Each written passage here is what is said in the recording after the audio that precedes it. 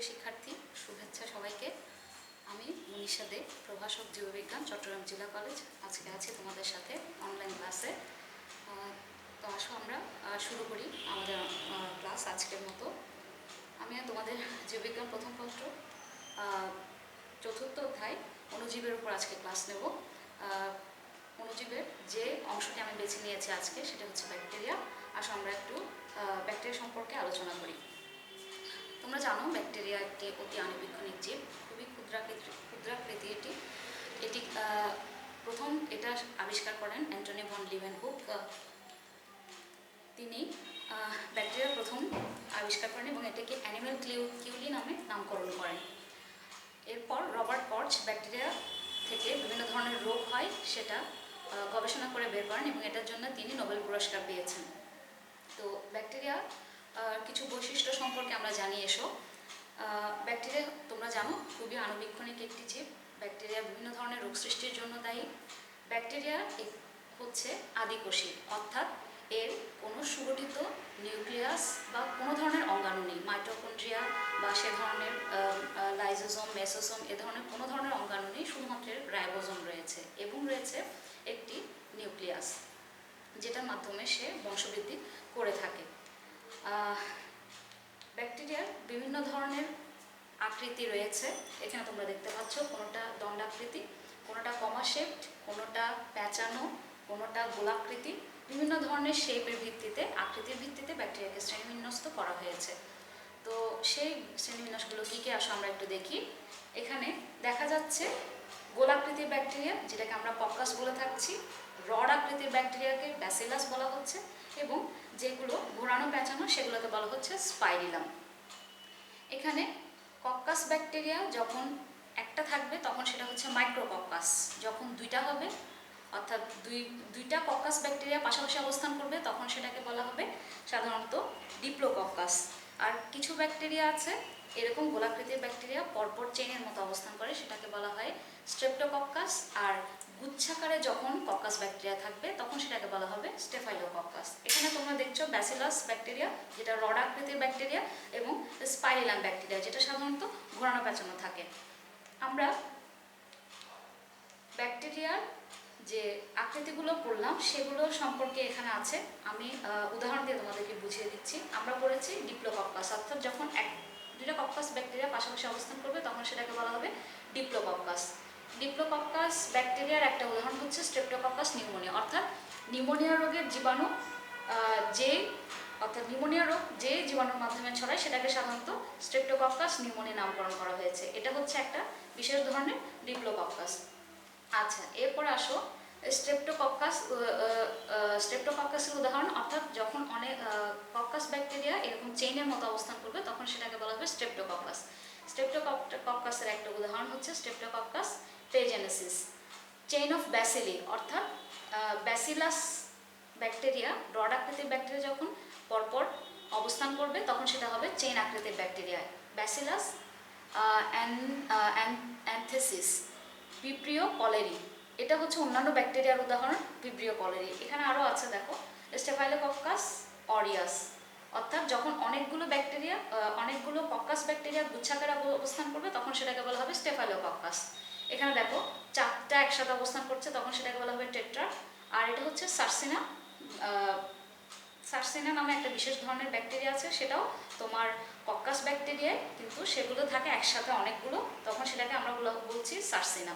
এখানে আরও আছে ফ্লাজেলার ভিত্তিতে, অর্থাৎ ফ্লাজেলা মানে হচ্ছে তোমরা জানো চলন অঙ্গ, ব্যাকটেরিয়াকে চলতে সহায়তা করে। ফ্লাজেলার ভিত্তিতে শ্রেণীবিন্যাসে এখানে দেখানো হয়েছে ফ্লাজেলেট রডস এবং এটা হচ্ছে স্পেসিক ফার্মার ক্লস্ট্রিডিয়াম বোটুলিয়াম নামক একটা বিশেষ ধরনের ব্যাকটেরিয়া। আর এখানে হচ্ছে এটা স্পাইরিলামের একটা উদাহরণ দেওয়া হয়েছে। আচ্ছা, এরপর আমরা দেখি এটা হচ্ছে ব্যাকটেরিয়ার ফ্লাজেলার ভিত্তিতে শ্রেণীবিন্যাস। যখন ফ্লাজেলা একটা থাকবে তখন ব্যাকটেরিয়াকে কি বলা হয় সাধারণত, যখন ফ্লাজেলা দুইটা থাকবে তখন, এবং যখন ফ্লাজেলা উভয় পাশে অনেকগুলো থাকবে এবং অনেক, এটা সাধারণত বলা হয়ে থাকে। একটা যখন ফ্লাজেলা থাকে সেটাকে বলা হয় অ্যাট্রিকাস। যখন কোষের এক প্রান্তে একটি মাত্র ফ্লাজেলাম থাকবে সেটা হচ্ছে মনোট্রিকাস। যখন কোনো ফ্লাজেলা থাকবে না সেটা হচ্ছে অ্যাট্রিকাস। যখন এক প্রান্তে একগুচ্ছ ফ্লাজেলা থাকবে, সেটা হচ্ছে লফোট্রিকাস, আর দুই প্রান্তে যখন ফ্লাজেলা থাকবে সেটাকে বলা হচ্ছে লম্ফোট্রিকাস। দুই প্রান্তেই ফ্লাজেলা থাকলে সেটাকে অ্যাম্ফিট্রিকাসও বলা হয়ে থাকে, এবং দেহের যখন চারিদিকে ফ্লাজেলা থাকে সেটাকে বলা হয় সাধারণত পেরিট্রিকাস। আচ্ছা, এবার আসো আমরা একটা ব্যাকটেরিয়ার গঠনে যাই।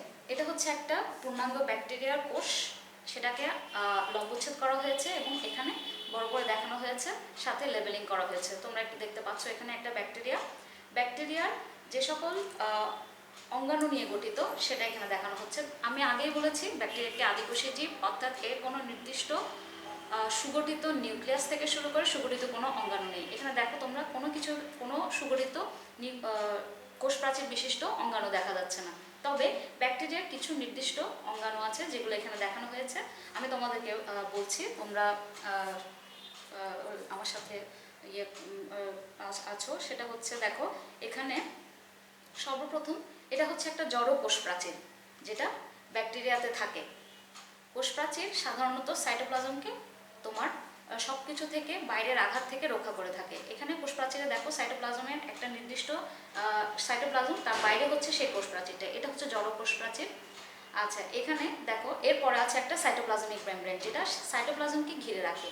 এরপর আছে সাইটোপ্লাজমে বিভিন্ন ধরনের অঙ্গাণু রয়েছে, তার মধ্যে এটা হচ্ছে তোমার মেসোজোম, সাইটোপ্লাজম তো রয়েছেই, পিগমেন্ট রয়েছে, প্লাজমিড রয়েছে। ব্যাকটেরিয়াতে একটা নির্দিষ্ট তোমার ক্রোমোজোম ছাড়াও এটা হচ্ছে একটা ক্রোমাটিন জালিকা, অর্থাৎ নিউক্লিয়াসের যে নিউক্লিক অ্যাসিড সেটা ব্যাকটেরিয়া সাধারণত এই নিউক্লিক অ্যাসিডের মাধ্যমেই বংশ বিস্তার করে থাকে। এটা ছাড়াও ব্যাকটেরিয়াতে একটি অতিরিক্ত গোলাকৃতির ডিএনএ থাকে, যেটাকে আমরা সাধারণত বলেছি প্লাজমিড ডিএনএ। একটা অন্যতম অঙ্গাণু থাকে, সেটা হচ্ছে রাইবোজোম, কিছু ভলিওটিন দানা থাকে। এবং ব্যাকটেরিয়াতে তোমরা দেখতে পাচ্ছ এই যে কতগুলো সুতার মতো অঙ্গাণু, এগুলোকে বলা হয় ফ্লাজেলাম। এই ফ্লাজেলামের সাহায্যে ব্যাকটেরিয়া সাধারণত চলাচল করে থাকে। অর্থাৎ ব্যাকটেরিয়া কিন্তু কোষের ভেতরে এক ধরনের আচরণ করে, যে কোনো কোষের ভেতরে, সেটা হোক মানবদেহের কোষ বা যে কোনো কোষের ভেতরে এক ধরনের আচরণ করে, আবার বাইরে গিয়ে সে অন্য ধরনের আচরণ করে। এই যে বাইরে যাওয়া, সে যে এক স্থান থেকে অন্য স্থানে যাচ্ছে, সেটা সহায়তা করে সাধারণত এই ফ্লাজেলাম নামক বিশেষ ধরনের অঙ্গাণু। আচ্ছা, ব্যাকটেরিয়ার জনন। ব্যাকটেরিয়ার যৌন এবং অযৌন দুই পদ্ধতিতেই তোমার বংশ বিস্তার করতে পারে, তবে ব্যাকটেরিয়ার জননের প্রধান একটা পদ্ধতি হচ্ছে দ্বিবিভাজন পদ্ধতি, বাইনারি ফিশন যেটাকে বলা হয়ে থাকে। এখানে বাইনারি ফিশন আর কিছুই না, একটা কোষ থেকে কোষ প্রাচীরের সৃষ্টির মাধ্যমে দুইটা কোষ সৃষ্টি হওয়া। এখানে দেখো একটা ব্যাকটেরিয়া কোষ দেখানো হচ্ছে, ব্যাকটেরিয়া কোষ যেটার মাধ্যমে বংশ বিস্তার করে সেটা আমি কি বলেছিলাম, নিউক্লিক অ্যাসিড বা নিউক্লিয়াস। এখানে রয়েছে নিউক্লিক অ্যাসিড বা ডিএনএ। এই ডিএনএটা মাঝখানে চলে আসবে, এরপর একটা মাঝখানে জড় কোষ প্রাচীরের সৃষ্টি হবে ধীরে ধীরে, এবং সেই কোষ প্রাচীরটা ধীরে ধীরে বৃদ্ধিপ্রাপ্ত হয়ে এই নিউক্লিয়াসটাকে দুই ভাগে ভাগ করে ফেলবে এবং মাঝখানে বিভাজিত হয়ে দুইটা কোষে পরিণত হবে। এই দুইটা কোষ থেকে আবার পরবর্তীতে একই পদ্ধতিতে, বাইনারি ফিশন পদ্ধতিতে, আবার একটা কোষ থেকে দুইটা কোষের সৃষ্টি হবে। প্রথমে নিউক্লিক অ্যাসিডটা বিভাজিত হবে, তারপর মাঝখানে জড় কোষ প্রাচীরটা দুই ভাগে ভাগ হয়ে যাবে, এবং দুই ভাগে ভাগ হওয়ার পরে একটা কোষ থেকে দুইটা কোষের সৃষ্টি হবে। আচ্ছা, এখানে দেখো কিছু ব্যাকটেরিয়া ঘটিত রোগের চিত্র দেখানো হয়েছে। এটা হচ্ছে একটা টমেটো, তোমরা দেখতে পাচ্ছ।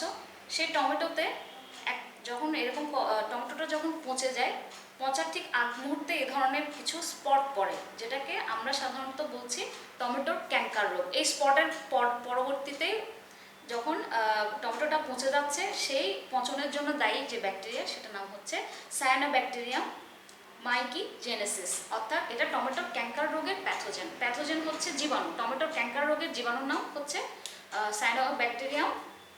করিনেব্যাকটেরিয়াম মাইকিজেনেসিস। আচ্ছা, দেখো টমেটোর পাতার ক্যাঙ্কার, যে চিত্রটা আমি আগে দেখিয়েছিলাম, অর্থাৎ এই যে টমেটোর ক্যাঙ্কার রোগ, এটা হচ্ছে টমেটোতে হচ্ছে, আর টমেটোর পাতাতে হচ্ছে এরকম ধরনের কতগুলো দাগ পড়ছে। সে একই ব্যাকটেরিয়া, একই প্যাথোজেন, অর্থাৎ যে ব্যাকটেরিয়ার কারণে হয়ে থাকছে সেটা হচ্ছে টমেটোর পাতার ক্যাঙ্কার রোগের ব্যাকটেরিয়া। এখানে দেখো ধানের ব্লাইট।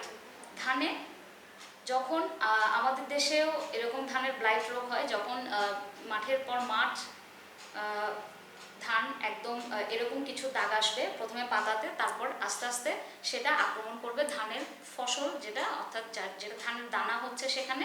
এভাবে মাঠের পর মাঠ দেখা যায় ধান নষ্ট হয়ে গেছে। সেই বিশেষ রোগের নাম হচ্ছে ধানের ব্লাইট রোগ, এবং এটার প্যাথোজেনের নাম হচ্ছে জ্যান্থোমোনাস অরাইজি। এটা এক ধরনের ব্যাকটেরিয়া। দেখো, এটা হচ্ছে কলেরা জীবাণু, ভিব্রিও কলেরি। আমাদের দেশে এই কলেরাতে অনেক সময় অনেক দেখা যায় মহামারী হয়ে, এবং অনেক মানুষ মারা গেছে একসময় এই কলেরাতে। আমাদের দেশেও অনেক মানুষ মারা গেছে মহামারীতে। সেই প্যাথোজেনের নাম হচ্ছে ভিব্রিও কলেরি। এটাও একটা ব্যাকটেরিয়া। এগুলো হচ্ছে সব অপকারী ব্যাকটেরিয়া। কিন্তু ব্যাকটেরিয়া যে সবসময় আমাদের অপকার করে তা কিন্তু নয়, কিছু উপকারী ব্যাকটেরিয়াও রয়েছে। যেমন আমাদের অন্ত্রে বসবাসকারী কিছু ব্যাকটেরিয়া আছে যা আমাদের হজমে সহায়তা করে থাকে। এখানে তোমরা দেখতে পাচ্ছ কিছু উপকারী ব্যাকটেরিয়া এবং অপকারী ব্যাকটেরিয়ার চিত্র।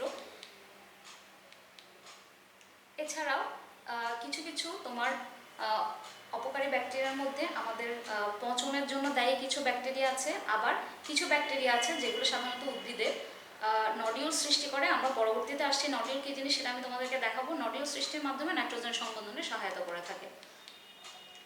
এখানে দেখতে পাচ্ছ গবাদি পশু। গবাদি পশুর সাধারণত ঘাস, লতাপাতা এগুলো খেয়ে থাকে। এগুলো হজম করার জন্য, অর্থাৎ এগুলো হচ্ছে সেলুলোজ, ঘাস খড়, এগুলো হজম করার জন্য গবাদি পশুর অন্ত্রে কিছু ব্যাকটেরিয়া বসবাস করে থাকে। সেই ব্যাকটেরিয়া এ ধরনের ঘাস খড়কে হজম করতে সহায়তা করে থাকে। দেখো, দই, আমরা যে দইটা খেয়ে থাকি, দুধ থেকে সাধারণত দই তৈরি হয়, তোমরা জানো সবাই। সেই দুধ থেকে দই হওয়ার জন্য যে প্যাথোজনটা বা যে ব্যাকটেরিয়াটা সহায়তা করে থাকে সেটা হচ্ছে ল্যাক্টোব্যাসিলাস স্ট্রেপ্টোকক্কাস নামক ব্যাকটেরিয়া। এখানে ল্যাক্টোব্যাসিলাস স্ট্রেপ্টোকক্কাস ব্যাকটেরিয়া যখন দুধে আক্রমণ করে, সেই দুধটা তখন দইয়ে পরিণত হয়ে যায়, এবং এটা আমরা সাধারণত খেয়ে থাকি। এই দই আমাদের পাকস্থলী, অন্ত্রের জন্য, হজমের জন্য খুব ভালো একটা জিনিস। এটা খেলে সাধারণত হজমের জন্য সেটা খুব ভালো হয়। আচ্ছা, দেখো, আমি বলেছিলাম উদ্ভিদের নডিউল সৃষ্টি করে থাকে। কিছু কিছু ব্যাকটেরিয়া উদ্ভিদের মূলে, অর্থাৎ মাটির নিচে বসবাস করে, সেগুলো উদ্ভিদের মূলে এরকম গোলাকৃতিক কিছু নডিউল সৃষ্টি করে থাকে। এরা বাতাসের নাইট্রোজেনকে মাটিতে উদ্ভিদের উপযোগী করে সংবন্ধন করে থাকে। অর্থাৎ উদ্ভিদের নাইট্রোজেন সংবন্ধনের জন্য যে ব্যাকটেরিয়াটা দায়ী, সেটা নডিউল সৃষ্টির মাধ্যমে বাতাসের নাইট্রোজেনকে উদ্ভিদের মূলে আবদ্ধ করে থাকে, এবং এটাই সাধারণত উদ্ভিদের নাইট্রোজেনের চাহিদা পূরণ করে থাকে। দেখো, এতক্ষণ আমি যা বললাম তোমাদের, আশা করি সেটা তোমরা বুঝতে পেরেছো। এখানে একটা বাড়ির কাজ দেওয়া আছে। বাড়ির কাজটা তোমরা বাসায় করবে। একটি আদর্শ ব্যাকটেরিয়ার চিত্র এঁকে লেবেলিং করবে, এবং ব্যাকটেরিয়ার 5টি উপকারী অপকারী গুরুত্ব সবাই লিখবে। আচ্ছা, আজকে এখানেই আমি শেষ করছি। তোমরা সবাই ভালো থাকো। করোনা ভাইরাস মহামারী সবাই কাটিয়ে উঠে আবার পড়াশোনায় আমরা শুরু করব। তো তোমরা আবার আমাদের সাথে, আমরা যখন আবার নতুন করে শুরু করব ক্লাস, সেখানে আশা করি তোমাদের সবার সাথে আমার দেখা হবে। ততদিন পর্যন্ত সবাই ভালো থাকো, সুস্থ থাকো। ধন্যবাদ সবাইকে।